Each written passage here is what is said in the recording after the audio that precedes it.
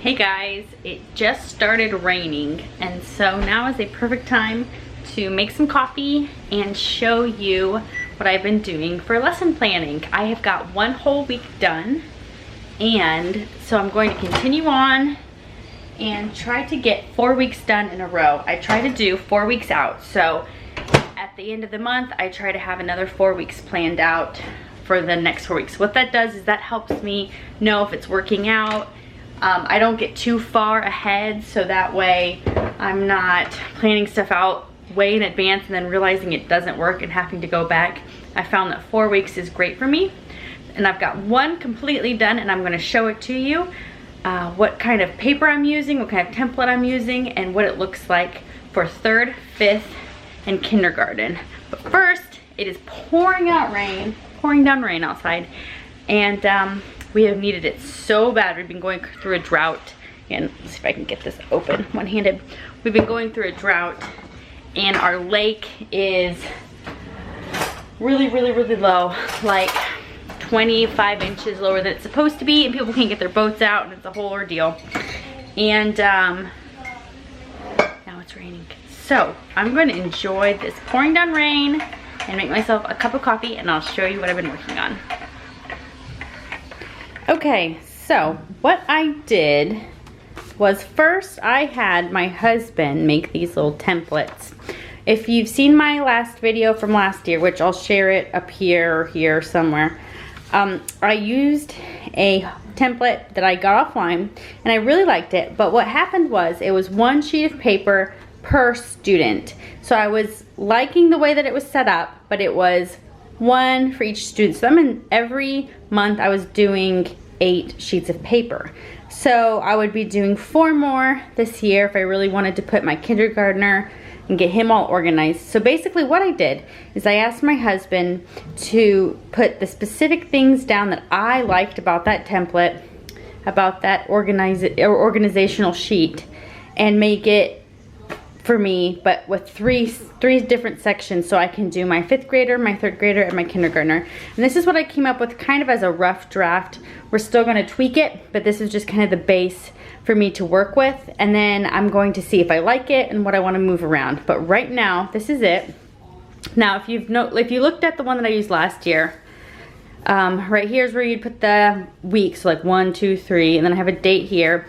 And then here's where I like to mark off how many days we did. So 1, 2, 3, 4, 5, and I can color it in or mark it off or check it off. I haven't decided yet. And then so what these basically are subject boxes. So you would start here and you would write English, social studies, PE, art, language arts, however you would do it.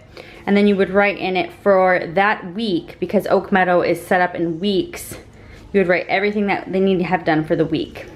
And then down here, if I've got extra boxes, I'll use it for like notes, or maybe if I need to do it down here. I'm not quite sure about that yet. The one thing I really wanted that I didn't have space for, I really liked the spaces that set up like reading, where you have to read 5 times a week, and I had like 5 little boxes and I could check off each box. I really liked that, and I don't have that this time, so I'm hoping that it works out where I don't need it, but if I do, we're gonna tweak this. But this is just kind of the rough draft, and so I've got one here. As you can see, I've got all my books down here that I've been using. So I've got one that I've started for week 2 here, and then this is what week 1 looks like. And so I'm gonna walk you through this here in a second, just kind of a basic idea, the base of what we're doing. So I made a fun little one in here. Now I'm not gonna write the date or anything else because we haven't started it yet. Now, let's see if I can get this too. There we go. Okay, so this is 5th grade. I'm sorry, last time I noticed my nails were chipped again. They're chipped again this time. This is actually new black nail polish, but they just chip a lot. Oh well. All right, so this is 5th grade, this is 3rd grade, and this is kindergarten. This is a 2015 version of Oak Meadow, I think a 2010, and then this is something that we do on our own. So what I've got here is I marked down English, US history, because in 5th grade they do US history, math, science, and then we do special Bible copy work. We only do copy work. We don't do like a special curriculum, Bible curriculum. I just use it as a copy work for them to practice either their cursive or their print. and then second language, and then I have my notes down here. So then for 3rd grade, English, math, science, Bible, language, and then they have like culture studies in 3rd grade. It's not technically, I mean, I could call it social studies, but they're really studying all the different ancient cultures. I think they go through Hebrew, they go through Polynesian, they do the African Kush culture, and they do one other one too that I can't think of. They do quite a few though. Oh, maybe it's a Native American tribe. They do as well. So I'm going to put this up here for next week, but I forgot exactly where to put it, and so I put it down here. But I will have this up here because if you've done Oak Meadow in the past, you know that English and language arts and history or social studies are like the bulk morning lessons that they set up. So I like to have them at the very top because I know like there's a lot of work usually. They expect you to do that 5 days a week or 4 days a week depending on how you schedule, and that's a bulk of their work. So normally this I'm gonna have right here. Oh, there goes the rain again. And then this is my kindergartner, which is gonna be English, his Bible, which is just a picture Bible we're gonna read, and his languages. So I'm gonna walk you through this and I'll try to explain what's Oak Meadow and what's not. Basically what I did was I went through the book, and so like I would write down English, and so I would open up the teacher's manual for the 5th grade Oak Meadow English, and I would read, especially in the 2015 version, it has it like nicely condensed on the side, which I'm not used to using the older versions, so that was really helpful. The older versions you kind of have to flip around. So like right here it says read the Columbus book aloud, and they get 2 weeks for the Columbus book. So this is basically the book that she's going to be reading 5 days a week. Vocab and spelling, which are in the actual book. Subject and predicate review, and edit the history essay. Now see how I didn't write a whole lot of information. I just wrote down the bulk, just like what it's going to be. I'm still going to have to use the teacher's manual. I'm still going to have to look at it the night before. I'm still going to have to look at it and make sure I've got everything. But this is the idea, so I can transfer this to my weekly agenda and know what day to put what. I haven't even scheduled what days for these yet. It's just getting myself a nice little organized box, giving myself a nice little organized box of English. And then for U.S. history, read the settlers of North America, draw hemispheres, do your writing assignment, do your North Star poem, and make a compass. And so, see, that's a lot. I feel like, whoo, 5th grade really beefs up.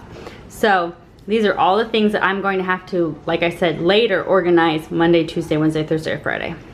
Math, I always just write down one lesson. So she is doing Delta, which is Math UC, which is a mastery program. It's not a spiral math program. So once they have mastered it, you move on. So what I do is I always start with one lesson that they're on, and then if they move on rather quickly to the next lesson, I'll just write it right under it. Lesson 2, lesson 3, lesson 4.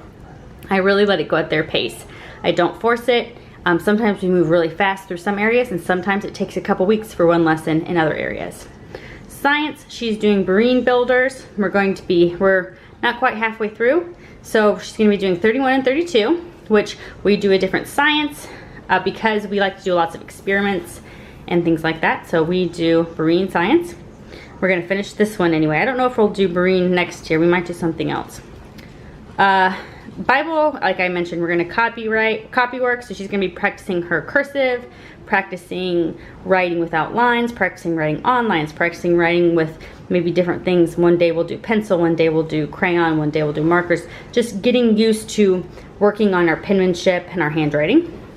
Language, so we're going to be doing Rosetta Stone Spanish, and then we're also going to be reviewing our ASL because it's always good to review that, and the kids love to work on their ASL because they love being able to communicate with each other with their hands and get up and move around, and they just really enjoy it.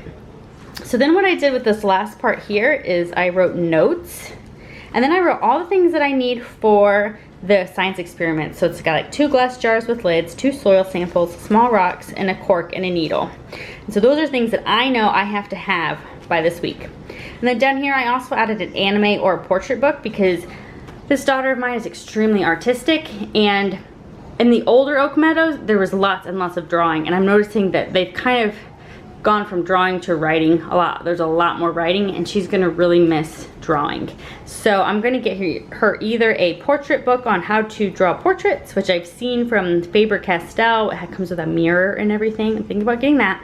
Or one of the basic learn how to draw anime, because she really likes anime books, and I'm going to put that as part of it as well. We also do piano, but I don't schedule piano like this because I treat it more like an extracurricular along with whatever sports we do, so I don't put those on here either. So for 3rd grade, up here, English cursive workbooks. We're going to be opening up the cursive workbook for the first time. 3 folktale MLB entries. I almost said entrees. Entries. So that means that we're going to be reading the folk tales 3 times at night. The next day she's going to say them back to me, and we're going to do an entry in her main lesson book. So this is actually 3 things, but I just wrote it like that as opposed to doing it 3 different times. And then read aloud a classic. And in 3rd grade they get to pick what they read aloud, so she's going to pick what she wants, and I don't know what she's going to pick yet. Math is Gamma lesson 1. I already explained how we do our math, so that's just going to be lesson 1 for right now. Science, she's doing an astronomy book, so we're going to start astronomy lesson 1A, and that book is split up into 1 lesson for every 2 weeks. So the first lesson is basically information, and then the second lesson is the craft and the experiment. So she's going to be doing an astronomy lesson 1A, and I'm also having her do science with my other daughter because she used this book last year too, and she is the one that wants to do experiments basically every day. So I'm going to be filling her week with experiments, with science experiments. Copywork, same. It's going to be helping with cursive a lot. Language, same. Rosetta Stone, ASL review. And then what would be considered the same as social studies, culture studies. The first week they're studying ancient Hebrew culture, so it's the Tower of Babel. The main lesson book, and I think they do 1 entry. Oh man, I'm going to say entree again. I must be hungry. 1 entry, and then they also do copy the Hebrew alphabet and kind of play with that. And I forgot the alpha. Copy the Hebrew alphabet, and then I think they also kind of like write their name and do stuff like that too. So there's like a whole project with that. Then I don't have anything else for the notes. And then over here, for English, for my kindergartner, I have lesson 1, 2, and 3 with Teach Your Child to Read, and I'm going to be doing those probably on Monday, Wednesday, and Friday. And those lessons take anywhere from 10 to 15 minutes, so they're very short.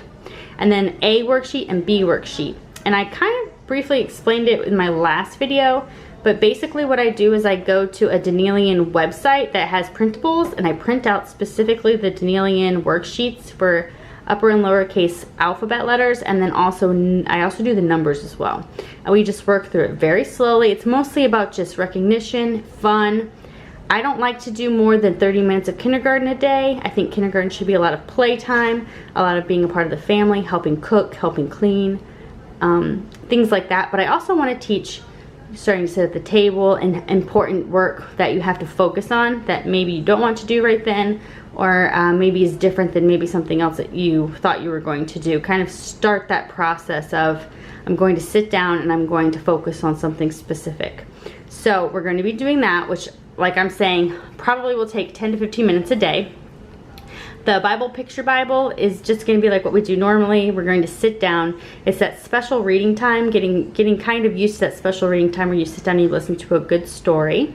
And then language is going to be ASL, just the beginnings of it, working on the alphabet first, making sure the alphabet is memorized. And we also do some sign time. Sign time teaches a lot of word signs, so he'll be watching those periodically throughout the week too, starting that.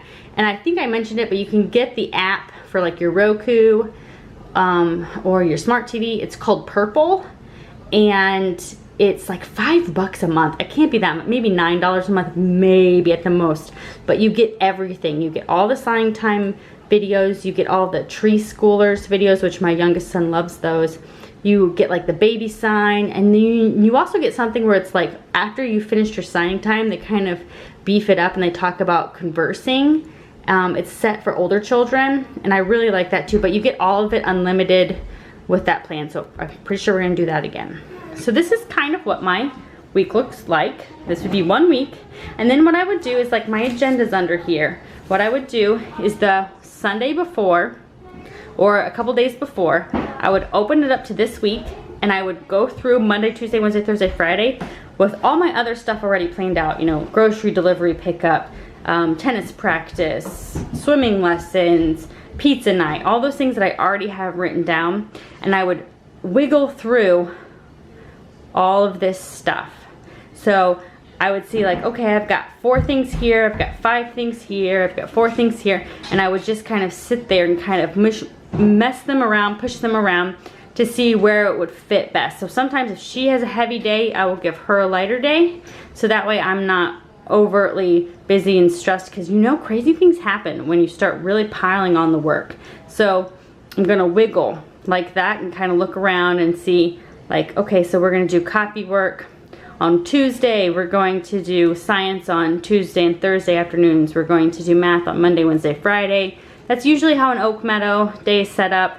English and US history in the morning, and then math and science every other afternoon. She's going to be doing a lot more science than every other afternoon though, so that's something that she's going to be doing differently. But that's basically how we set up our days. I think 5th grade is only supposed to be about 3 hours of work. 3rd grade is usually like 1.5 hours of work. Kindergarten, maybe a half hour of work. And obviously that's like what we would consider sitting down and writing and focused work. Not even, I don't even count that in like the crafts, like when we start doing like handicrafts, wood build, like when you have to build your projects in 3rd grade with the little wood building book, what do they call it, carpentry book.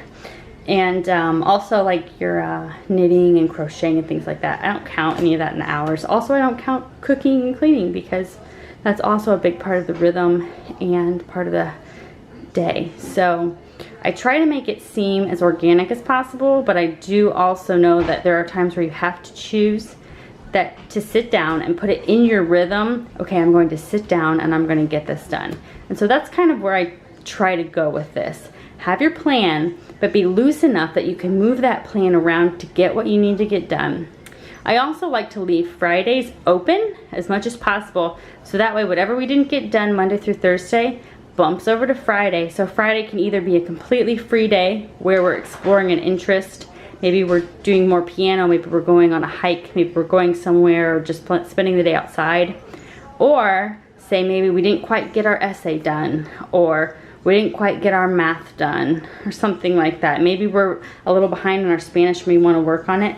We have that time. So I try to go for a full 4-day, with the 5th day being optional or enrichment. Now sometimes that doesn't look the same, like if we have a field trip on a Wednesday, I'll kind of move things around, but for most of the time I try to make Fridays that day. So once I get more of these done, if you have any other questions or if I come up with any other a better way to do this, I'll let you know. But as of right now, this is how I'm scheduling 3 children. And then like I said, all I would do is I'd see, this is my target agenda right here. Okay, so I wanted to show what my agenda actually looks like. This is just a, what do we have there? Mainstays, no, that's not Mainstays, what's Target? Target brand agenda. I love these ones because they are very simple. They give me a lot of room to write, and they go from the beginning of the year to the end of the year. So this actually holds, well, a lot of stuff, as you can see. But, so September's towards the end, so I'm gonna have to get a new one. Usually I do around Thanksgiving. But, so what I would do is I would open this up, and then I would take this, and I would just kind of feel it out. Hopefully you understand what that means. Like I would just kind of feel out what we're doing. I also love having this space down here where I can write if I need to get something from the store, if I need to make sure that we have all the materials for a project, if we're having a field trip, anything like that. I like doing that. But I would just sit here and I would mark it off. I like how big these are because I can also mark off my stuff that I need to do on one side, and then I can mark off school on the other side. And I would just go around and say like, okay, so this child, 5th grade, and then I would just mark down what we're doing today. And then I mark down here, and then mark down here. And like I was saying, this is what takes time to kind of figure out your rhythm. And it's not always gonna look the same, and every week can be a little different, but the idea is that we're doing school and this time is what's important to me. So the rhythm is more important than the exact plans. And so if I know in the morning we're probably going to be doing English, history, English, history, English, history, leftover, whatever is extra, then I can just write that on there. And then when I'm ready to know exactly what to do, I can either go back to this, or if I've already written it here, I know. But then the rhythm is what is comforting, it helps with making sure that your children learn how to get their tasks done, but it's also not so demanding that it can be stressful and that it's so rigid that you can't stop it because something else happens. I always want to be able to pause and go take care of something if something happens. So that's my goal. I'll try when I get this closer to when we start school, when I get this filled in, I'll try to share it. Sometimes I just don't like sharing stuff like that because I end up writing a lot of personal things, and I don't exactly like to share too many personal things on this channel, but I'll try to find something like this where I can show you how I wiggle it around. But that's for everyone to decide how they do it themselves. So 3 children. I do plan on recording the first day just because it's crazy and chaotic and beautiful, and I want to have it for my own record because I have quite a few of those and I want to keep doing it. So I'll try to share how it's going to look with 3 children on the first day. And of course, you know, it's not going to be like that every day, and it's going to change, and that's okay, right? That's the beauty of this, is that it's dynamic and it's free, and it's your family learning and growing together. So I hope you guys have a great day, and I will talk to you soon.